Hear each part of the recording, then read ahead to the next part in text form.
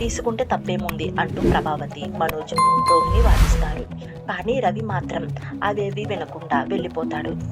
దీంతో శృతి కూడా ఆవేశంగా వెళ్ళిపోతుంది. రవికి అన్నల సలహా. ఆ తర్వాత డాబా మీదకి వెళ్ళిన అన్నదమ్ములు అదే విషయంపై మాట్లాడుకుంటూ ఉంటారు.